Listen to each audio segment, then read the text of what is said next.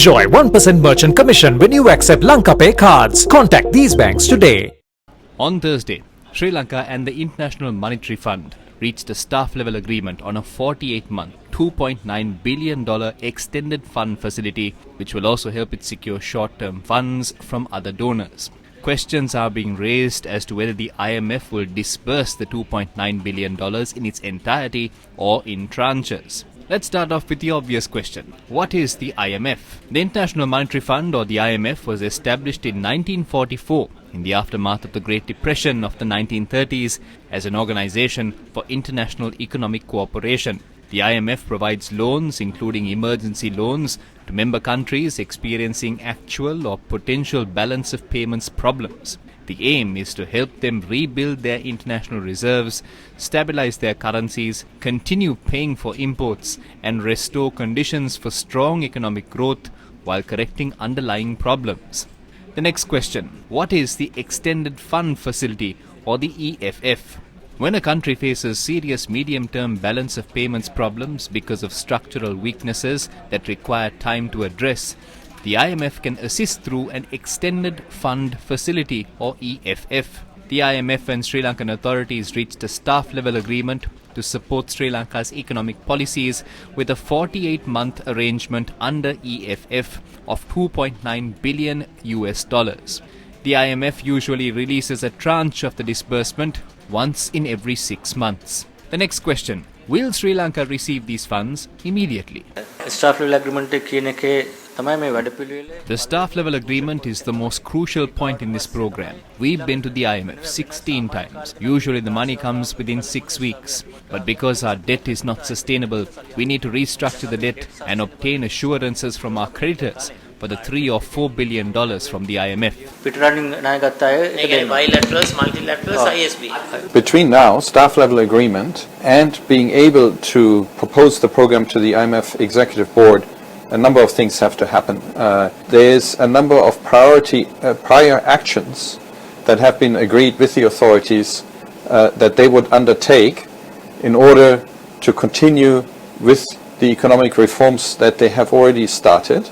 For example, having a 2023 budget that is consistent with the macroeconomic framework and the program targets that we have agreed. So there's a number of these type of actions that the authorities would take. That's one set of actions that need to be carried out.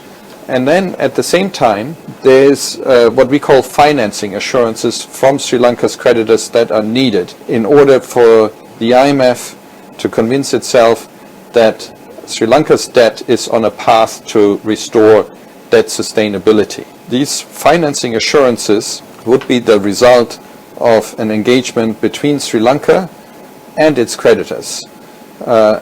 This process, we don't know how long it will take. We do encourage everybody to work collaboratively and in a transparent way so as to minimize the length of this process so that the IMF program can begin as soon as possible and the economic reform package can move forward. And indeed, that would help for Sri Lanka to regain its repayment capacity, which is also in the interest of credit. In simple terms, Sri Lanka is now not repaying its bilateral and open international capital market debt. Sri Lanka needs to enter into agreements with creditors for a proper program on debt repayment, a process called debt restructuring. Sri Lanka has already appointed international financial and legal advisors Lazard and Clifford Chance for this purpose. In addition to that, Sri Lanka's president also reached out to Japan for assistance. Japanese Finance Minister Sunichi Suzuki on Friday urged all creditor nations to discuss Sri Lanka's debt restructuring. He told a news conference that it's important for all creditor nations, including China and India, to gather to discuss Sri Lanka's debt restructuring. Sri Lanka is in a severe crisis. We've seen shortage of essentials, food, medicine, fuel. There is an immediate need for financing so that the economy can regain its footing. Financing, as I mentioned, achieving these financing assurances is important for the fund. If that were not the case, then the crisis would become more severe economy would continue to shrink, and Sri Lanka's repayment capacity could not be restored envisaged under the program, and that really is not in the interest of creditors either. So we do encourage creditors to work collaboratively with the debtor, with their advisors, to find a way of putting Sri Lanka's debt back on a sustainable footing. The IMF facility is important for Sri Lanka for its debt restructuring process and economic reforms. The program by the IMF comprises of 7 key elements. The objectives of Sri Lanka's new fund-supported program are to restore macroeconomic stability and debt sustainability while safeguarding financial stability, protecting the vulnerable, and stepping up structural reforms to address corruption vulnerabilities and unlock Sri Lanka's growth potential. The IMF senior mission chief for Sri Lanka told reporters in Colombo on Thursday that a government with a mandate is required to carry out the reforms mentioned in the staff-level agreement. From the IMF's perspective, our arrangement is with the people of Sri Lanka. We're here to help the country and for the country to emerge from the crisis and the people to enjoy prosperity going forward.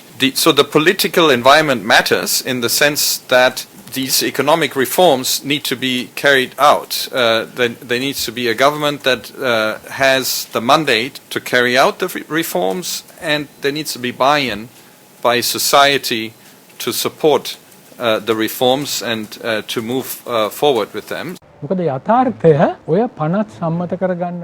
Here's a reality check. To approve these reforms, there needs to be a consensus in the parliament. We cannot be certain if a majority will support it. We need legislation for central bank autonomy. Thereafter, another legislation is required for the stability of the banking sector. What could be even more difficult is the passage of legislation against fraud and corruption.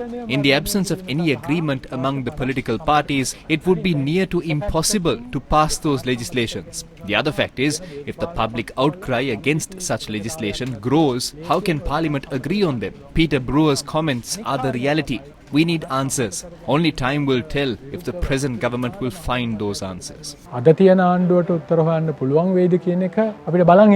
All these comments lead to one point. That is, there will be zero stability by simply accessing funding via a staff-level agreement with the IMF. Sri Lanka must commit to the reforms and obtain the approval from the IMF Executive Board for the funds. Commitment is key when it comes to accessing funds from the IMF. If that does not happen, the crisis will lead to another crisis, and it is doubtful if there is any other alternative to overcome this crisis.